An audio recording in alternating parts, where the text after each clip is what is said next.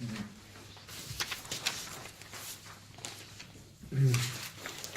item 1 on that list is the Sonning Sports Ground situation report, which I shall invite Michael to present in a moment, and terms of response to Reading Gentians Rugby Football Club.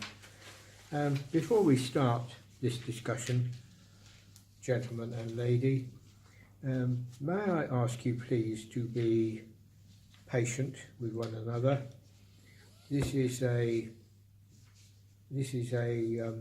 contentious subject, sadly, and I think feelings are running quite high in certain areas around the table.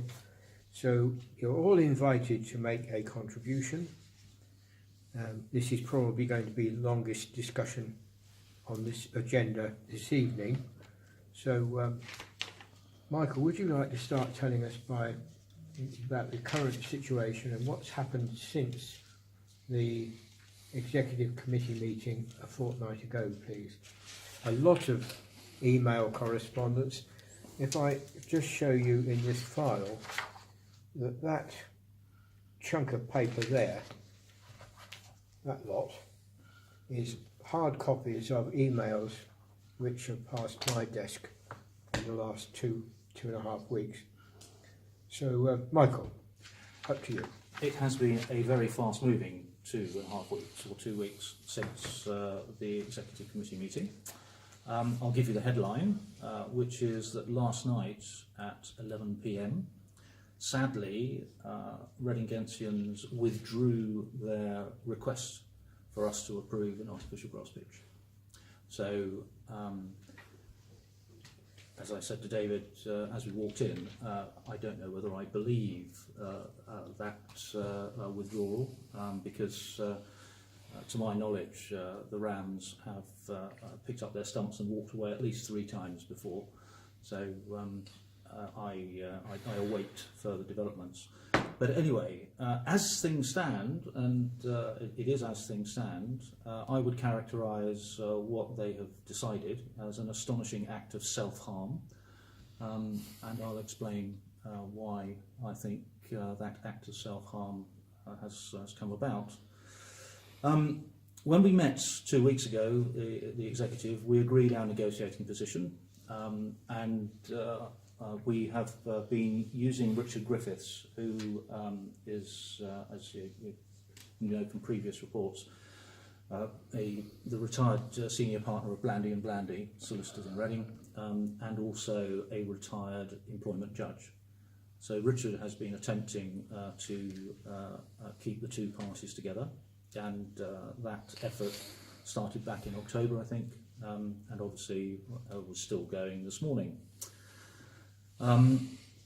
So Richard was anxious that we should specify a negotiating position, which we did, and we agreed that with no dissenters.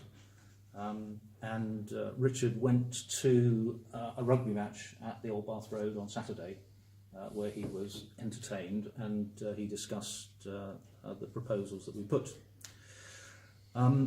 As we were meeting 2 weeks ago, we were informed that a deadline had been set by the Rugby Football Union, and that deadline was said to be the 30th of April, i.e. yesterday.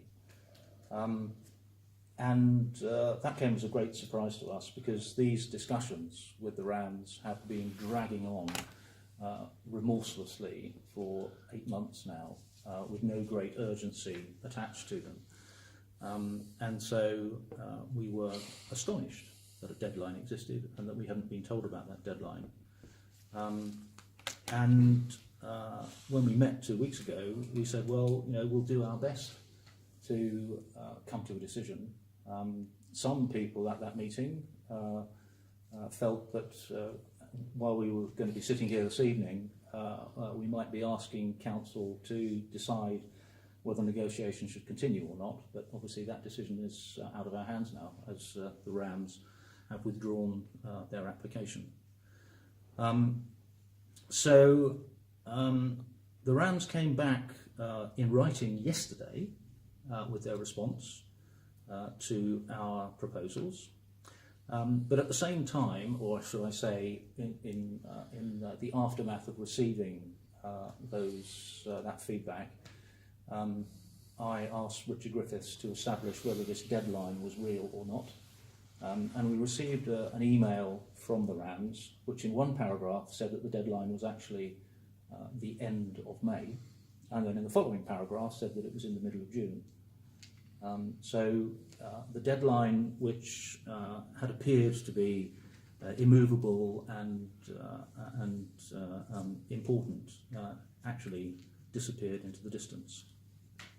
So in the light of that, David and I discussed what we should do, and we agreed that to rush discussions for a deadline which no longer existed would not be appropriate, and therefore we offered to meet the RAMS to discuss our proposals and their response.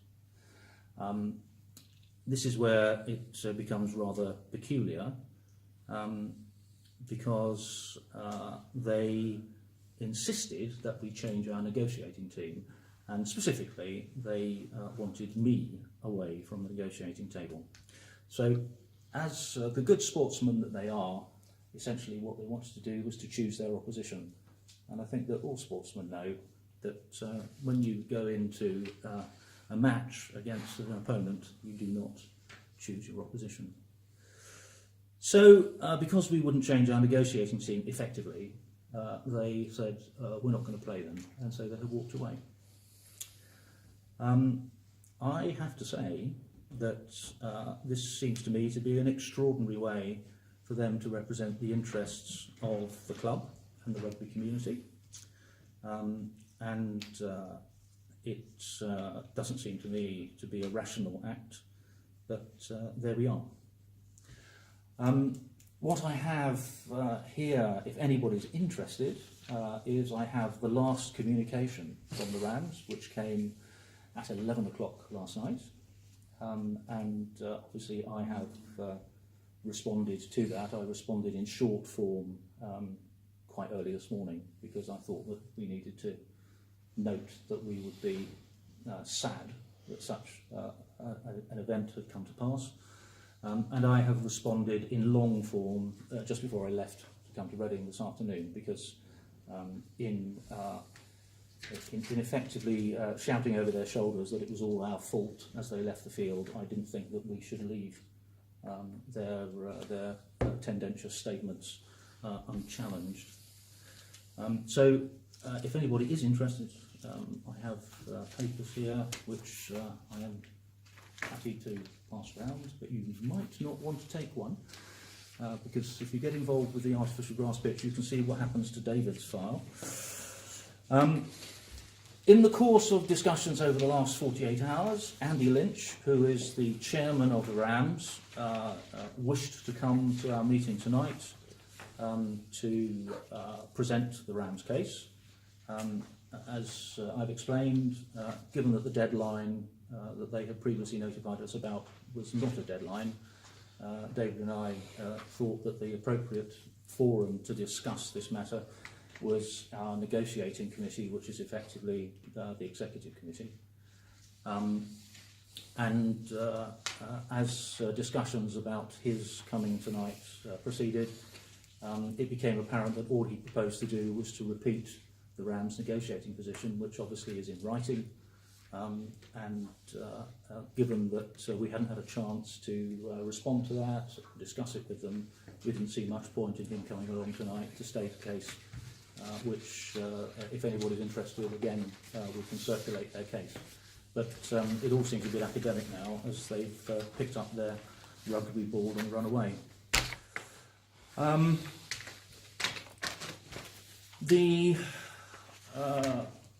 The bottom line is that they have voluntarily forfeited this opportunity to install an artificial grass pitch, and that's the way things stand at the moment. Michael, you've mentioned several times that they have withdrawn from negotiations. That's in writing, I presume? It is in writing. I know it is. Yes, it is.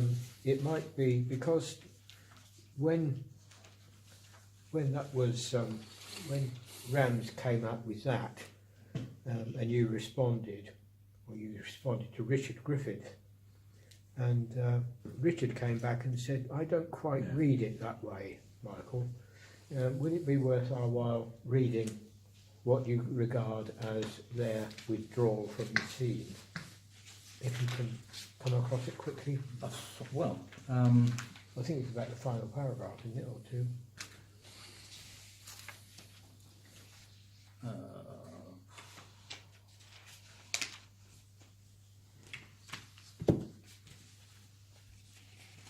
Last night's email, you said. well, he says, we see no realistic prospect of a mutually satisfactory outcome in the present circumstances. So basically what they're saying is that they wish to choose our negotiating team, and if we change our negotiating team, they'll come back to the table. And I'm afraid, I just think that was a ludicrous proposition. Well, I think it leaves us with a decision to make. Well, could we perhaps hear an alternative view? We've had one view. No. You've had events as they've unfolded, John. No, we've had your view of events as they've unfolded. No, everything that I have said, John, is supported by the extensive email correspondence that David has referred to. But sorry, if you wish to put an alternative view. Make your contribution, please, John. Thank you. When we met a few weeks ago, we had a show of hands.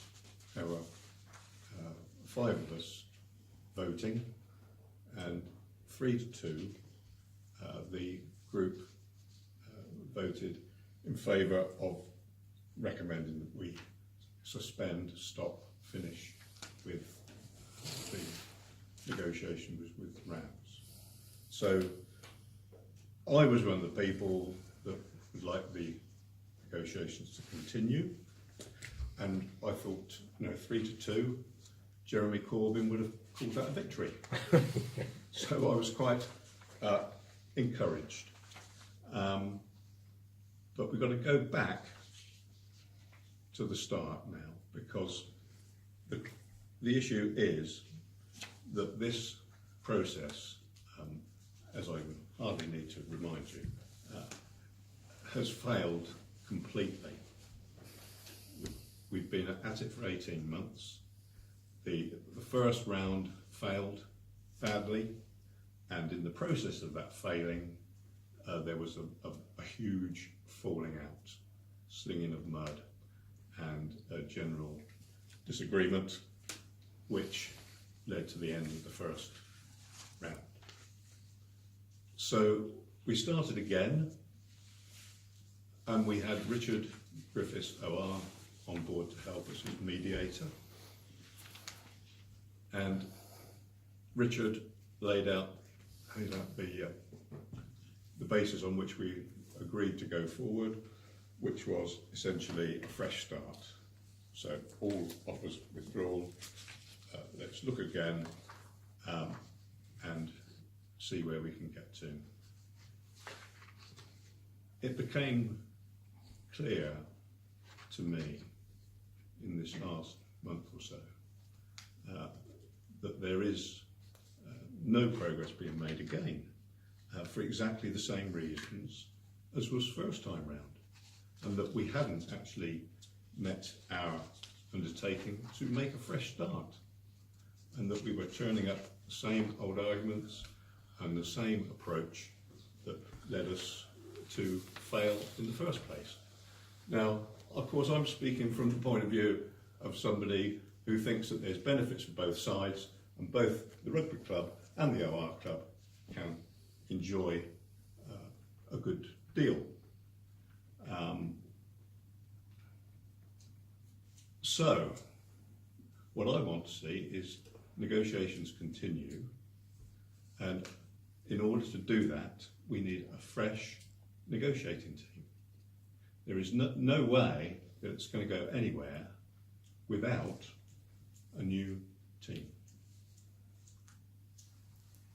Thank you, John. Thank you. just to go back to this point where have they really withdrawn and taken their bat and ball home with them?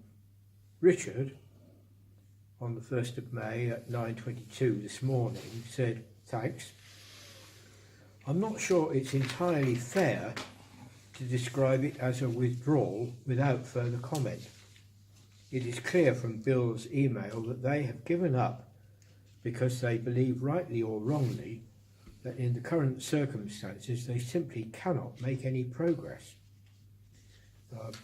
I take that to mean that they would be prepared to continue to negotiate and would wish to continue to negotiate, but if Michael is involved in the negotiations, they ain't interested.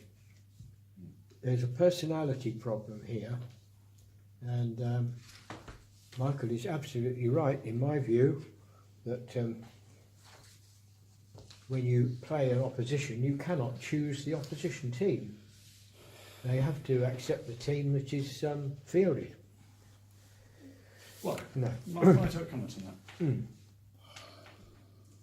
That's not exactly what they're doing. They're saying they've got problems with the position as it is at the moment. They've put the ball back in our court for us to choose our team.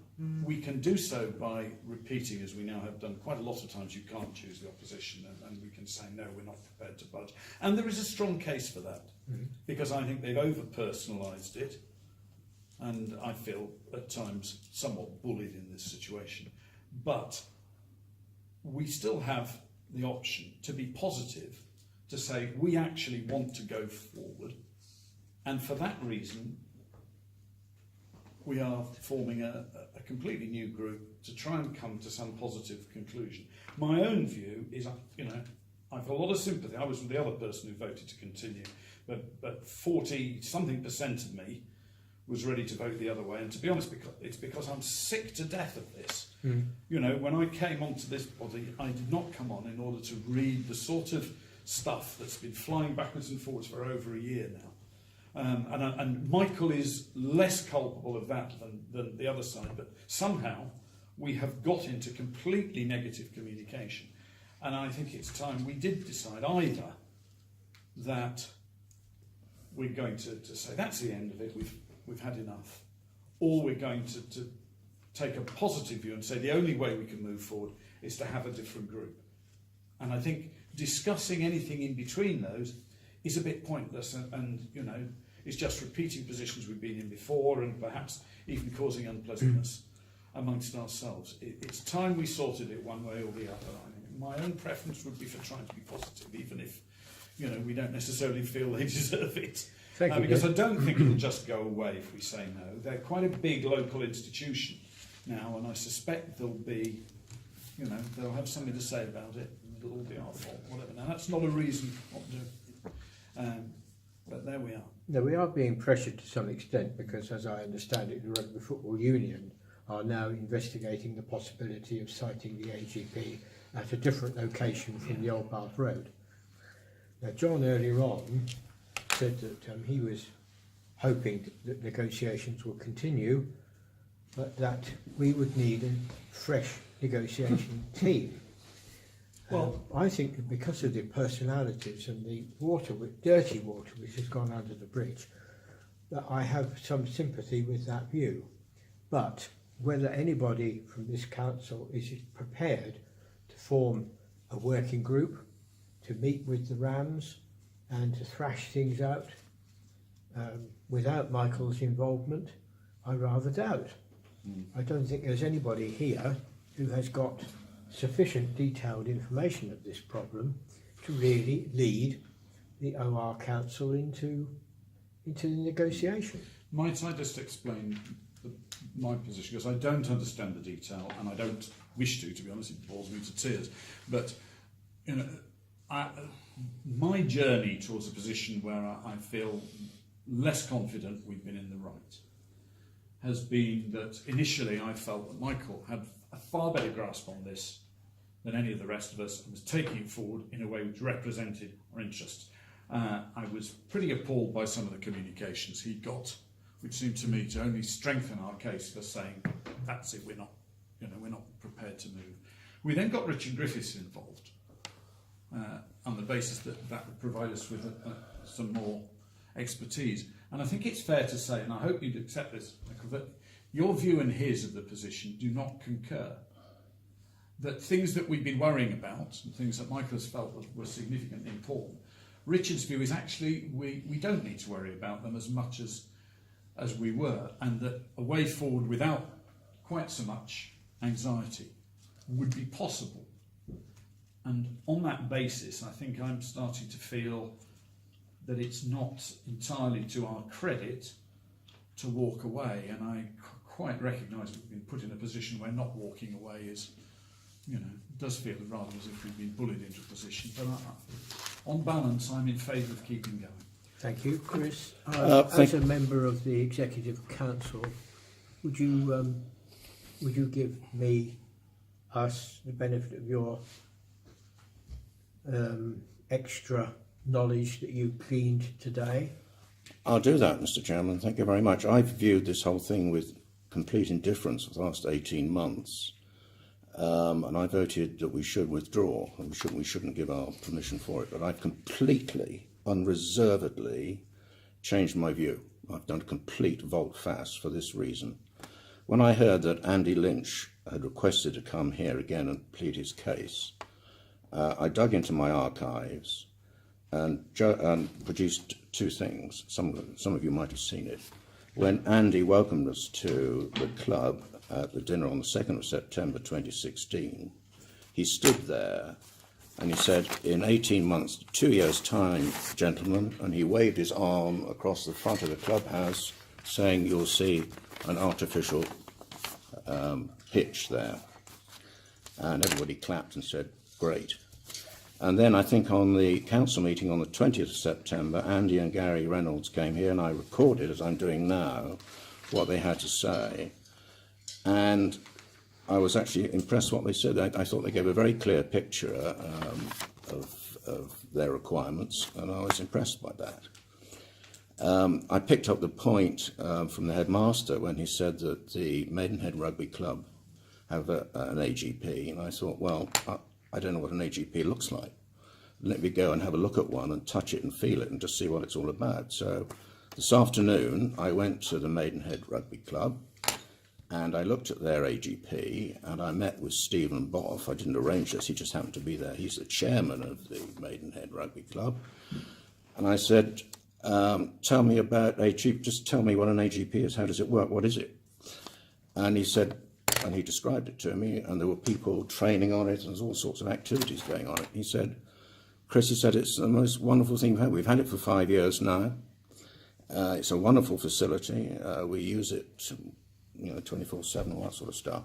So, it requires a reasonable amount of maintenance, but it's fine. In 5 years' time, we're going to have to replace it. So it seems to have a 10-year life, but I didn't go into that detail. I came from there feeling buoyant. I thought, yes, Sonning must have an AGP. I was convinced by what he was telling me. On the way back to Reading, I called in at Sonning, and I thought, I just want to stand up in the club and try and visualise for myself what an AGP would look like, because Andy had said it would be in front of the clubhouse, and I thought, I want to stand there and try and imagine it for myself. So I barged in there and I met Seb Reynolds, who is the chief coach, I think, son of Gary Reynolds. I walked straight into that one. And he said, yep, we must have an AGP, because without it, the club cannot continue, frankly, in its form. We're doing well, we're blah, blah, blah. We must have this AGP. I said, well, okay, I'll see what I can do. So that's why I'm speaking now. So I've completely reversed my position, and I think we should go away tonight with a unanimous view. I think that we should recommend that that's the route we go down, and we should support the installation of AGP. You recommend that negotiations continue then? I'm not going to comment on who's going to be on that group. I don't want to walk into that trap. No, it wasn't a trap, Chris. Yes, I think so. I think we should continue absolutely. negotiation? Yeah. Wholeheartedly. I know Ned I mean, you've been involved and you haven't necessarily got the detail. I've sort of been listening and been on the periphery. My understanding is that if the AGP goes in, it's good for the club, and the school will get access to it. So that's our kickback. The school will get rugby practice on that pitch. Not necessarily anymore. Well, but anyway. well, yeah. And at a cost here, Okay. a net cost to the school. And the risk to us, as I understand it, and I'm just trying to weigh up the pros and the cons in a very, very simple way.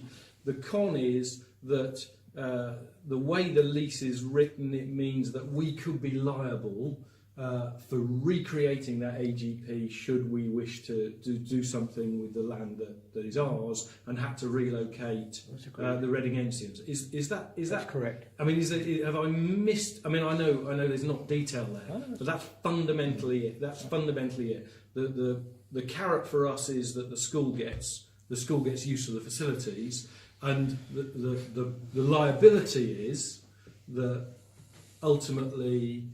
We could be looking at big costs should we wish to do something with that land. I'm not sure it's such a good carrot as you're making out, because the school is going to have to provide the transport to get the boys up to. I didn't wish to put a value judgment on the carrot, but that's the fundamental. That's the fundamental thing. Isn't it? It will be a cost to the school.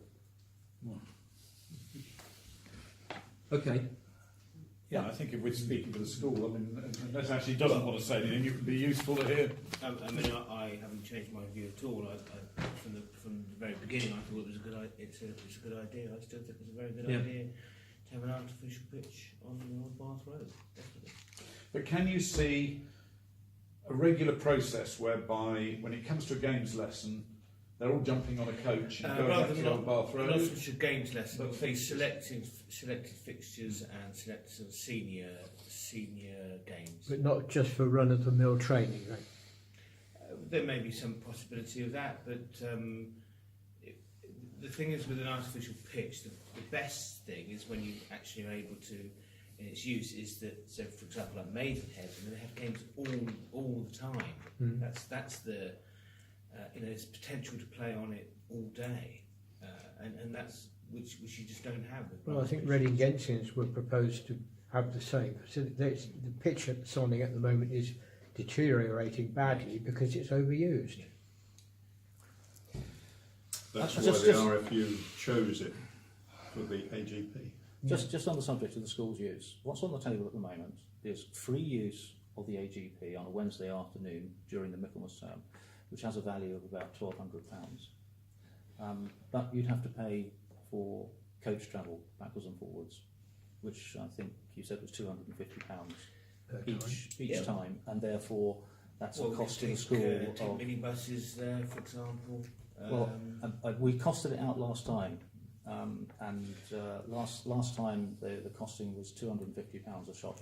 If you're changing the costing, then it might change the equation somewhat, but it doesn't change the fact that instead of offering, as they were back in June, a package which was of value to the school of something in the region of £7,000 a year, they're now down to offering a package of £1,200. This was after the fresh start, of course. Well, yes, exactly. It was their fresh start. That's their fresh start. Is that they've come back with an offer of £1,250. Yes. Yeah, but Michael, both sides agreed we would have a fresh start. Both sides agreed. That was the terms. Yeah, sure. So can I have the opportunity to comment? Yeah. Sure, please. So in terms of the school, our view is the school's view is that it's a really positive thing for the school, and it's an extremely positive thing for the area in terms of rugby. And I think so. We have a wider view of not just whether it's £1,200 or £3,000. It would still be additional opportunity for our students to play on better surfaces. So it would be more opportunity than they have at the moment. But we also take a wider view that actually it's good for sport full stop, and it's good for the community. People round the table who have not spoken, and I would like to hear from all of you, please, with your views. I'd just like to say, somebody who knows very little of the detail and is very much from the outside, that objectively speaking, what the headmaster says and what Chris said sways me to think that it must be something that is a good thing. and therefore we should not walk away from a good thing, but do all we can to go ahead with it. Right, thank you. Ollie? Sorry, That's all right. Welcome, Ollie. I think to sort of use this, well, things that- as a lawyer, I'll get my caveat in first. It's very hard to make a informed decision on this coming to it. No real knowledge of, obviously you're all from why there's synopsis of what's gone on. No, you're 18 months behind. In terms of the sort of using Ian's analysis, sort of pros and cons, the main con, so to speak, is the repercussions if subsequently the land is sold, the issues with the land being sold and how to replicate something elsewhere. That seems to be the only sort of major con, and there are several other benefits, and we seem to be just focusing on the size of one benefit as opposed to all the potential benefits, I think, i.e. how much use will the school get out of it in this. Were you thinking along the community lines? Thinking along the community lines, but also the school, from my understanding at the moment, the school doesn't use this facility at the moment. It may have the potential to use it in future if this goes ahead. There might be a slight cost to that, depending on what deal is struck. But at the moment, the school isn't getting anything, and it may get something in future. So that to me seems to be potentially some sort of benefit. There are also the other benefits which have been mentioned already around the table. On that sort of analysis, I'll be leaning more in favour than against, to be honest. Right, okay. Mike, you'd like to contribute? Yes. First of all, I ought to say that I'm probably the last person on earth who ought to comment on any of the detail of this, because I should be completely out of my depth if I were involved in any negotiation myself. My mind doesn't work like that. But having said that, I find it difficult to conceive how a number of presumably fairly rational people can't come to some agreement about this in a reasonable length of time, Constructive way. and I'm fairly certain that it would be advantageous to everybody if there were an all-weather pitch at some. So you would back negotiations of some sort or Yes, another on balance I would. Yep, okay. Alistair? I've already said I've got a conflict of interest in this matter. Yes, okay, So fair it's- enough. Richard? Without all the history, I'm probably minded to say we should carry on, but then I'm not weighed down with the baggage. Just seeing some of the correspondence over the last 2 weeks, I can understand why people would want to just stop. Because it's, you almost think of all the other things we could be focusing on, as opposed to this, even at this meeting. We do have to consider But that. there aren't any more important ones, in my view. You're right. Can I just add one minor point, and that's that Maidenhead do not own the ground in which they play. It's owned by Maidenhead Council, so they got a lease, just same sort of situation we've got. Okay. Piggyback leases, yeah, okay. Could I have a chance to respond? Please, yes, please. The first thing I would say is that I think it's a very good thing too. And why the hell do you think I have spent so many hours on this project over the last 18 months trying to get it to work if I didn't think it was a good thing? Sorry, you had your chance, this is my chance. I have been working my butt off to try and get this to work, okay? I have, in the process of working my butt off, I have received the most appalling vitriol from the officers of the rounds, who frankly cannot keep their temper. They cannot negotiate calmly. They can't see that there's a way through. And what they've done over the last 12 months is they have refused to negotiate. They have refused to get into a room. What we've been engaged in is a sort of silly game of pussyfooting around because we're afraid that they're going to blow a gasket again. That's the truth of the matter, is that they can't keep their temper. So I've been trying my best, and I have done everything I can to make this work. Now, the situation we're in, as it's been characterised this evening, as we are walking away. We are not walking away. We offered them a meeting to discuss the proposals that we had put and the proposals that they had put, and they refused to come. They're the ones who are walking away. They are the ones who are abandoning the project. Okay? So, of course, I want it to continue. David and I have been trying all over the damn weekend and since to try and get them into a room to discuss proposals. They don't want to do it. Now, the detail of these negotiations, and Ollie is quite right, the fundamental issue is around the re-provision of this pitch in the event the ground is sold. And when the Rams came to us in September, their proposal was that they would take responsibility for re-providing the artificial grass pitch in the event the ground is sold, which sounds a wonderful idea. But the problem is that the Rams have no money, and they have no great prospect of having any money. So if they undertake that liability, Straw man. well, they're a straw man, they go bust. And so they've undertaken a liability, they've said to us that they'll take the liability, the ground gets sold, they go bust, we have to re-provide the artificial grass pitch.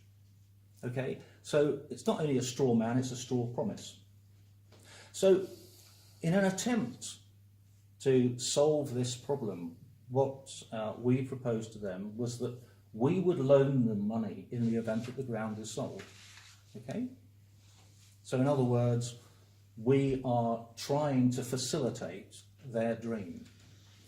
In exchange for offering or undertaking to loan them what is likely to be something in the range of £1 million plus when the ground is sold, I have said to them that the lease which we have at the moment needs to be made clearer as to what will happen if the ground is sold. They won't have anything to do with that. They say, no, the lease is fine.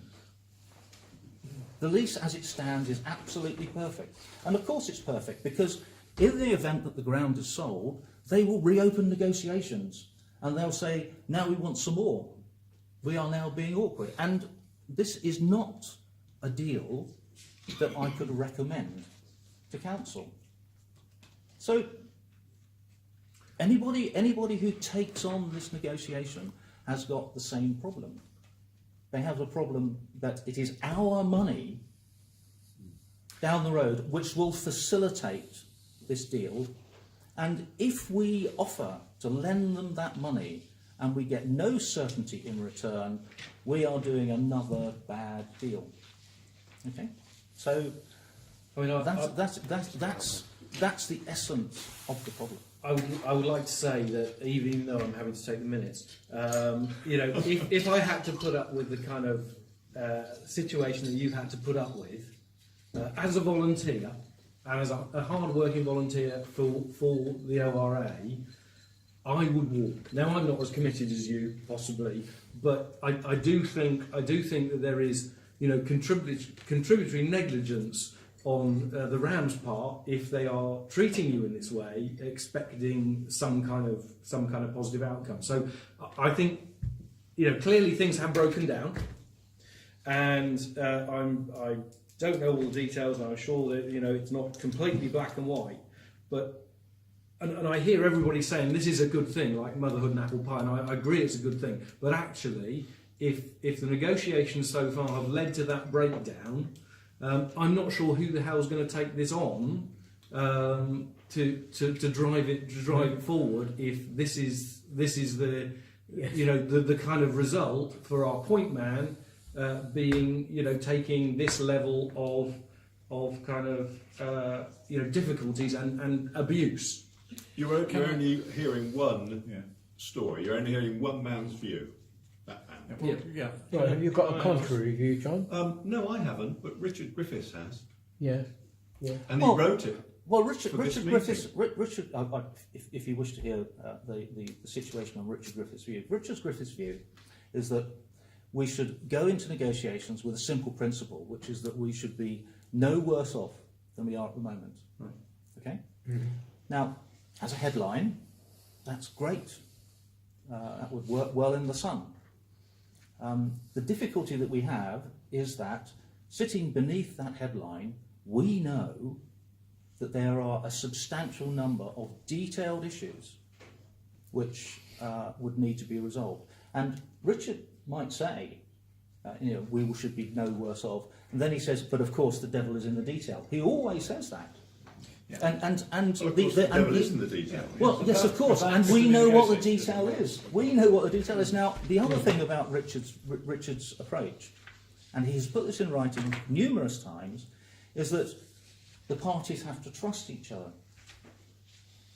Okay? Now, we're not in a situation where the parties trust each other. It doesn't matter who is in charge of these negotiations, the parties do not trust each other.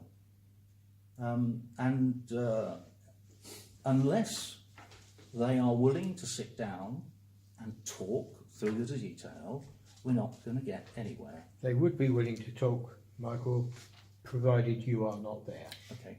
It's as short and sweet as that. And at the executive meeting 2 weeks ago, we went through all the various options about, hiring in a negotiator. Who would lead a negotiator from our point of negotiations from our point of view? And we came up with problems on every single one. Hiring a negotiator, enormous cost.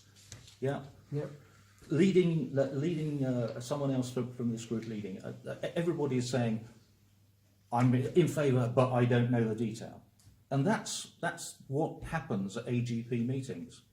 Everybody is saying, okay, I understand what we talked about, but actually, I'm relying on Michael for the detail. Michael, enough for a moment.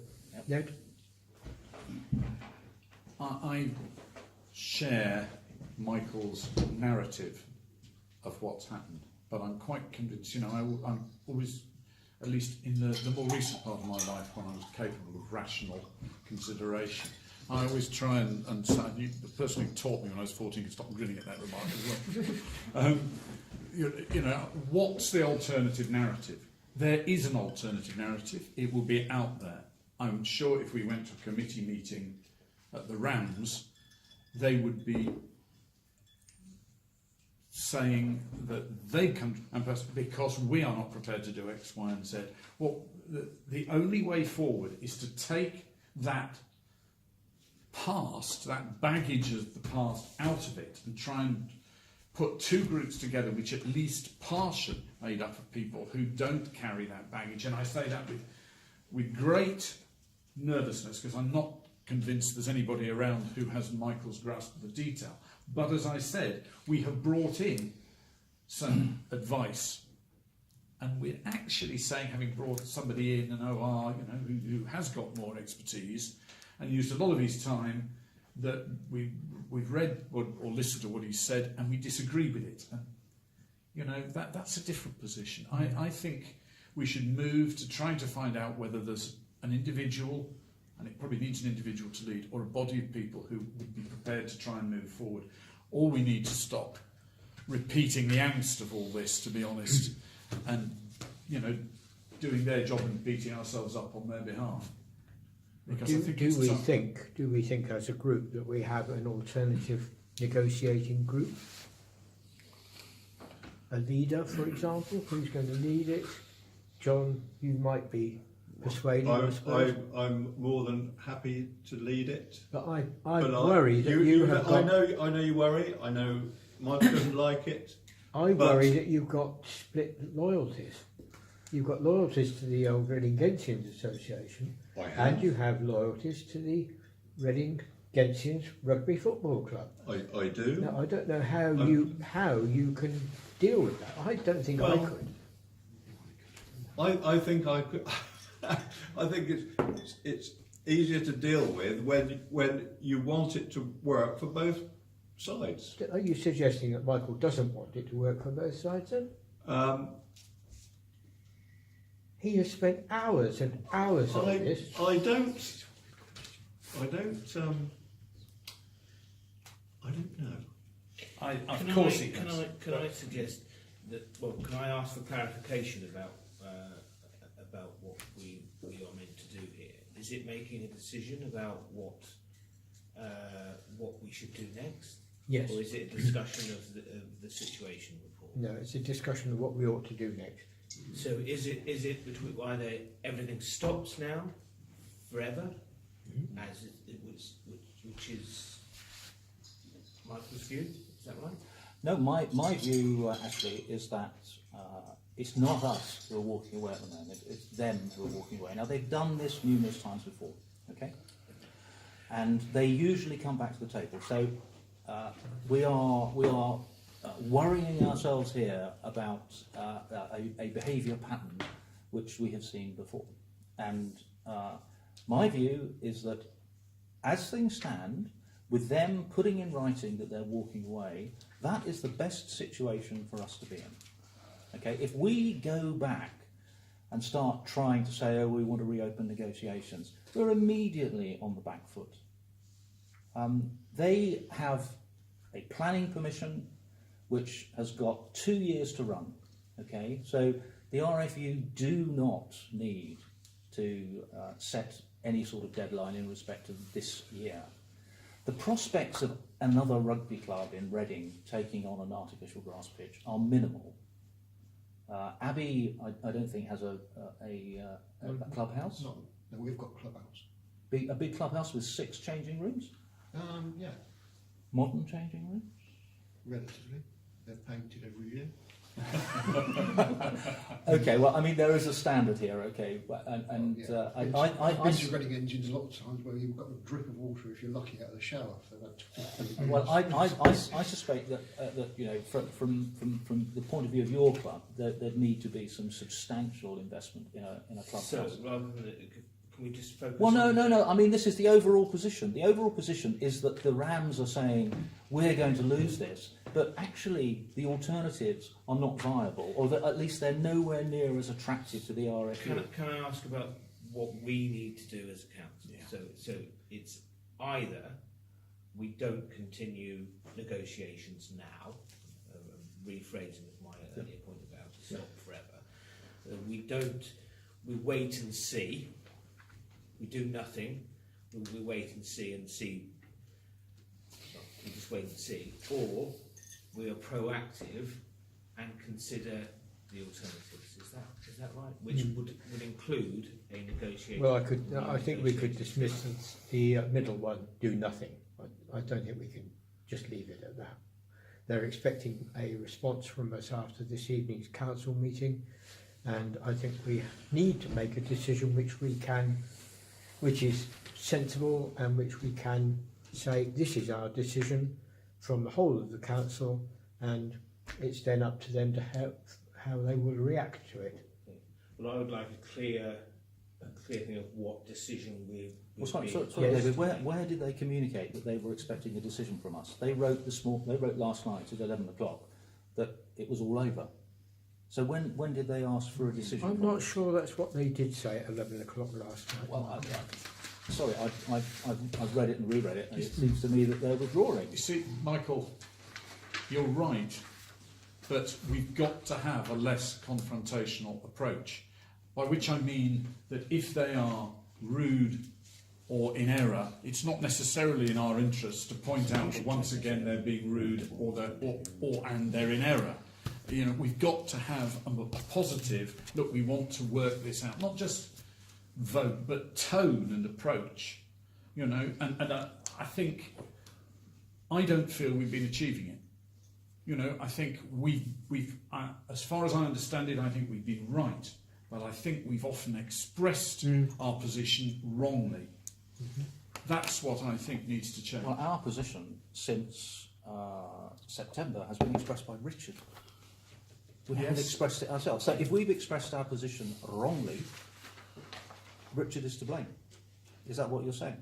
No, I'm not. Well, in which No, case, yeah, what are you saying then? Because you seem to be heaping blame in my corner for communications which I have not been involved in. It has been Richard who has been involved in these communications.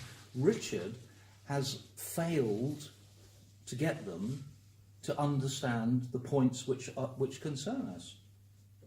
Now, the situation we reached over the weekend and yesterday was that we have our negotiating position, we have their response. Okay, so if you're in a negotiation, that's a great starting point. Both sides know what the others think. Now, if you've got such detailed statements of negotiating positions, what you do in normal circumstances is you sit down and you try to hammer it out. And they are refusing to sit down and hammer it out, despite our friendly and cooperative offer of a meeting with the entire ORA executive. So no, that is the real situation. And all this stuff about somehow or other we're failing to communicate, nothing to do with me. Nothing whatsoever, because I haven't put pen to paper to Bill Gornall King since September. Well, that's true. Yeah, that's true. Are we going round in circles? Do we perhaps want to come to some form of resolution that we can record in the minutes that is our view this evening, and that can be conveyed to Richard, who will convey it to Bill, who will convey it to the Reading Gentians Football Club? John? I would propose that we continue negotiations with the Reading Gentians Rugby Union Football Club with a fresh working group. John, would you be prepared to break that into two parts? Yes. Because I think that might be important. How would you put it then? Well, I think, I mean, I guessed the vote wrong last week, but my sense of the discussion was that people felt we ought to keep going. Yes. Unless convinced that there's a possibility to put together, or a desire to put together, a very different team. So I think we should first of all decide whether we actually want to keep going or not. Am I splitting hairs? I think So that's well. right. agreement first of all to keep going, and then secondly an agreement how that might be. Am I splitting hairs? Right. We have a proposition, I think, from Ned that we resolve for the time being to keep going with negotiations. Does that have a seconder, please?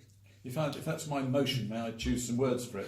Yes, of course. I would like it something which says we have a strong desire to see the negotiations continue and to work towards a positive outcome.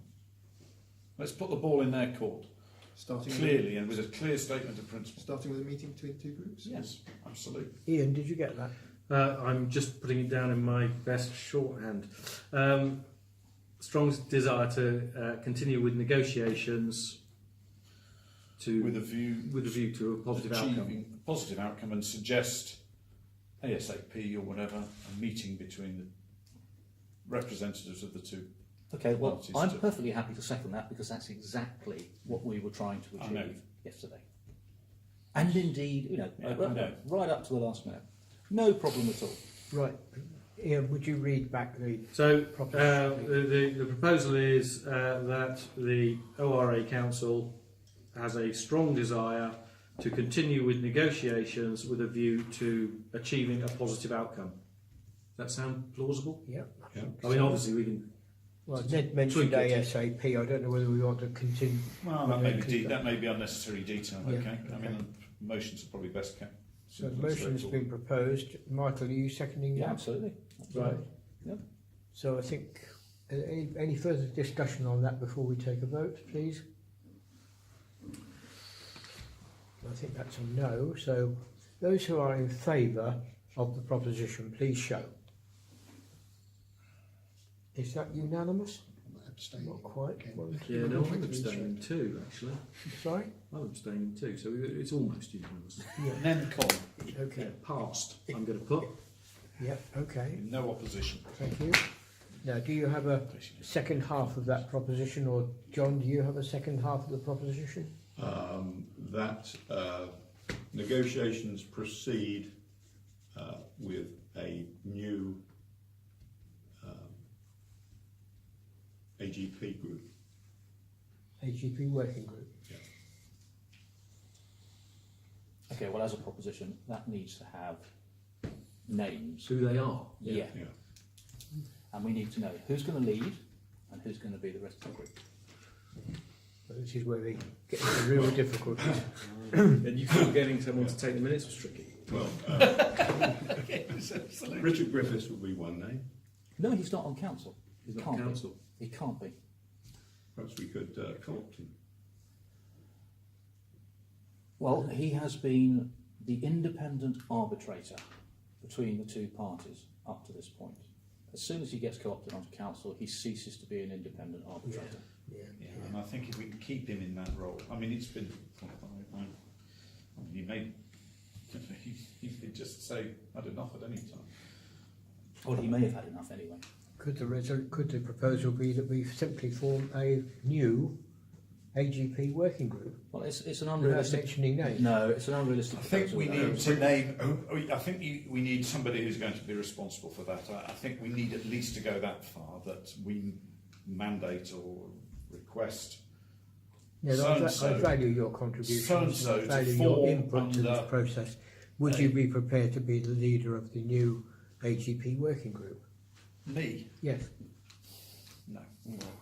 I think You know, I'm sorry, I just do not have the knowledge, and actually, to be honest, I don't have the interest. You know, I start to glaze over. My interest is in getting it sorted out and maintaining civilised relations. You know. Do we have anybody who would be prepared to lead a new working group? well, it's got to be John, surely. Well, John has a very obvious conflict of interest. Yes. I'm sorry, you just cannot nominate John to lead this group. Well, Rodney Huggins had that problem too. Didn't Yeah, and look at what he did. Well, You know, we in the AGP working group know the problems that Rodney has left us with.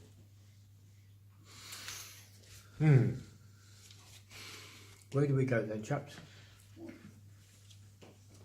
We need a new leader. That's what's being proposed. We haven't got one, which is... The only other thing is the fact that if you don't have a group that can go forward, you have to go back and tell them that that is not an option. And if that is the case, that they want a new group, then sorry, you can't progress. but we have a group. It's under Michael's leadership. No, if they want a whole new group. Yeah, but I mean, we've said that we want to continue. If we can't offer them a new group, we're offering to continue with our existing group, and we are saying we do not see that as a problem. If they choose to see it as a problem and say they're not going any further, then that is their right, and that may not be the best. You know, offering them that choice may not be the best outcome, but it looks to me as if we're not capable of. We're not. We know that things won't progress whilst Michael is still involved. So we have a proposal here for a specific individual to lead a group. Do we vote on that? I didn't catch it, Ashley. Would you... So there's a proposal for John to lead the group. Should we be making a decision? Does it have a seconder? Yeah, I'd second that. Right. And I think John can get this sorted out in 2 days. He can pick up the telephone, and I think a lot of this can be sorted out. My only concern, I think that it could be sorted out in 2 days. My only concern is that it may leave the ORA with a liability which comes to bite us down the line. Now, I don't know that is definitely the case, but I think there is a risk, and I may be a minor cog in this council, but it does worry me if I sit here and take a decision which could put the ORA in a financially disadvantageous position. Unfortunately, it's all about the detail, and people have been saying, I don't really understand the detail, I don't know the detail. I must admit, Michael seems to have a handle on the detail. Clearly, things have deteriorated, But I have to place my trust in Michael, and if he believes we are at an impasse that is just that, I'm afraid I trust him. But that's my paper's worth.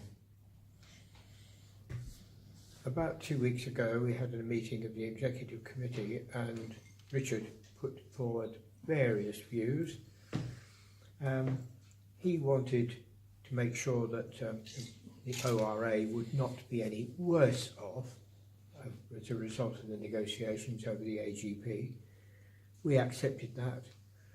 But then he used a phrase which bothers me, and it follows what you have just said about our successors in 5, 10, 15 years' time, round this table or wherever. Richard's phrase was, well, let's not worry about that, it will all come out in the wash. Now that for me is so unspecific as to be very worrying. I like things much more buttoned down than that, and I think that we owe Michael a huge debt of thanks for the work he has done so far, and we also owe him our loyalty. Do we really think that he has been working against our interests to the extent that he should be replaced? Are we going to go along with the Readingensians' view that they won't come to any negotiations if Michael is involved? We cannot bear that. We are free to make our own negotiating team, and if that includes Michael, it includes him. If it excludes him, then it excludes him. Michael may be, I suspect, on the very point of washing his hands of it. I've given it my best. I don't want to waste any more of my time on this. Somebody else can take it on. I don't know. I wouldn't want to try and put words into your mouth, but you and I have had conversations where I have said to you, I'm fed up with this. I'd like to be able to regard it as past business. You have, I think, without misquoting you, said virtually the same to me. And are we going to show disloyalty now by saying thanks, Michael, but no thanks? Off you go. Can we be clear, Michael? You're prepared to carry on? No, I'm prepared to carry on. I mean, you know, when you have to spend the whole of a Sunday working on this, you have a moan, which is what I did on Sunday evening. And David's wife Monica knows my voice the minute I say one word these days, because we're in communication so frequently. So yeah, you know, it takes over. And I won't give you my wife's view of the AGP, because it is entirely unprintable. And I won't give you her view of the rugby club, because that's even more unprintable. So we had one resolution which we've recorded, we voted on, recorded, and that says that we wish very much to continue negotiations. But now we need to follow that with the business concerning the membership of the AGP working group. Now, if we cannot come to a decision this evening, I don't know where we go. I don't think we can just adjourn it for us all to go away and think again, meet perhaps sometime next week with other fresh ideas and thoughts and perhaps conversations behind the scenes that have taken place. Well, at present we have a status quo, presumably. Yeah. We have a group, though let's not get into that, but we have a group in place of sorts. Michael, some leadership. Yeah, I want you to continue with this, but I would like to be assured that you are capable of putting at least a good chunk of what has passed under the bridge previously behind you and refreshing and renewing the negotiations. Well, that's exactly what we've done, Mike. Back in March. Yeah.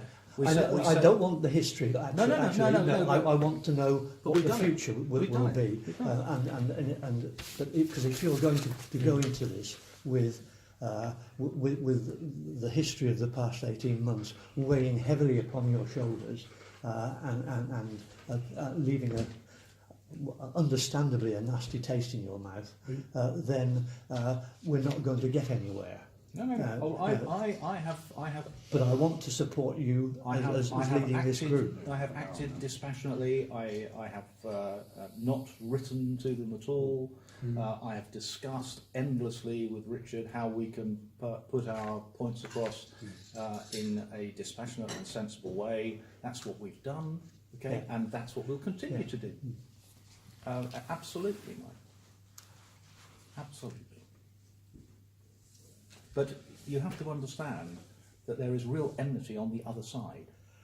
Okay. Well, I think you've got to try and put that out of your mind as well. I put it from my mind, but they can't put it from their mind. Yeah. Okay. We should just have to make progress bearing that in mind. We just have to accept that we have got what some of us might consider to be an unfair opponent on the other side of the ring, and you can't change, they can't change our negotiating team, or shouldn't be able to. Similarly, we can't choose our opponents either. No, we just got to accept them as they are. And I think that we are probably close this evening to agreeing that we charge the AGP working group with continuing negotiations through Richard Griffiths. Well, hopefully opponents is the wrong word. Well, yes. And I think that's crucial. Sorry. In terms of mindset. Yeah, I'll withdraw it. I think attempting to continue negotiations. I mean, if they won't play ball, what can we do? Well, we've got to continue to try, Michael. Yeah, no, absolutely. That's what I'm saying. Attempting. I'm afraid that with Michael involved, it is bound to fail. Why is that, John? Why is that? I don't know. I can't believe that. Well, yeah, I mean, you know. I mean, there was great enmity, great conflict generated between the principals. There was so much enmity that in February 2017 they asked me to join the management committee of the Rams. That much enmity. Okay, there was what we had achieved up to February, March 2017 was enormous. We had put immense amounts of thought into trying to solve this problem for them. We had put propositions on the table, we had talked to them about the consequences, we had advised them about maximising revenue, we looked at their accounts and suggested how they might improve their accounts, etc. Or I had, etc., etc., etc. I was invited to join the management committee. At that point, I said to them, look, chaps, that would give me an irreconcilable conflict of interest. I cannot possibly join your management committee. No, it wasn't the management committee, it was the executive committee. Okay? So, you know, we have bent over backwards throughout this whole process to try and help them out. We have put in enormous amounts of time. They may not see it that way, Michael. Oh, well, of course, they offered. They wanted me on the executive committee because it was just a win. They may choose not to we- see it that way. We've got to, you know, this is pointless actually, isn't it? Yeah. You know, Yeah. we need. We I need to think come we're to quite it. close to knowing what we feel, and I think I may be wrong, but one way or another, I think we need to settle it and move on. I mean, at the moment, actually, we are in a position to move forward. Yes. In that we have proposed we go on, but with the. This is a report which was written for this meeting by Richard Griffiths. I object to that being put. I really object. I object to this being John, being handed hang around. No, on. this Hang cannot. on, This please. cannot happen. Hang because, on, please, John. No, this cannot happen. John, I've asked you to hang on, please. Well, Please. this will be my Honour the last. chair, please, this John. will be my last act as vice president, so I really don't mind.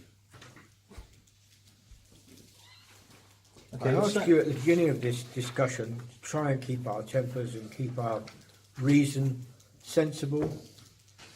And I think that Well, I've tried to a do pity that. that I think it's a pity that you've chosen to do what you've been asked not to do. And I would like the minutes to record that. I will. Thank you. The status of the bit of paper that you have handed round to you is that Richard sent that to me. I gave him some comments on it and said, Richard, you haven't covered a number of important negotiating points, including the question of the loan that I've explained to you. And Richard said, I'm not prepared to change what I've written. So He wrote it for the council. yes, he wrote it as a draft for the council, John. Okay, John. Thank you for your company. Thank you for folks. you. Thank you for coming. I'm sorry that you feel the way you do. I wish you a safe journey home, and I hope to see you again soon. Yeah, no doubt I shall catch up with you, various people, as and when. Thank you. John, you were talking, as you passed behind Chris, you were saying this is my last action as Vice President. Do I understand that you've resigned as Vice President? I have, yes. Right, thank you. I have resigned. Thank you. Thank you. Help. Can I just say this is one we've got to move on from this as quickly as possible. We've got to get this. Sorry? We have got to get this out of our We have. system. Yeah, it's And I tearing us apart. apologise to two people I've encouraged to join us, because believe me, this is not what it's normally like. But This is we've got tearing to us get apart. this. Well, how do done we as- have a dinner, annual dinner, where we welcome a new president on Well, we'll board deal with that. if he That's the just problem. We resigned? can't address that now. But could I just say, I think whatever comes from this point, if we can minimise the amount of email debate, it might be a good idea, because we flared up here, but at least we can see, or we ought to be able to see, how people are feeling and responding. I think email is a devastatingly bad medium It is for awful. conducting a debate when people feel strongly. It It is leads in a quarter of that time to that sort of Yeah, outcome. people But we have go got further to. than they mean to. Yeah, I think that's very sad, but there we are. Well, we know have- where we are now, David. We have a substantive resolution that's been passed, and we've agreed that. We now need to address the working party group. It's been proposed that we remain as we are, and I think that that is a sensible suggestion. We've got nobody to replace those who are already on the working party, so I think we continue as a working group, doing our best, working through Richard Griffiths in hope that there will be light at the end of the tunnel. Are you happy to accept that? Yeah, second that. Thank you. What's the membership of that group? Sorry, what's the What is membership? the membership As of it, that group? the group is the executive committee.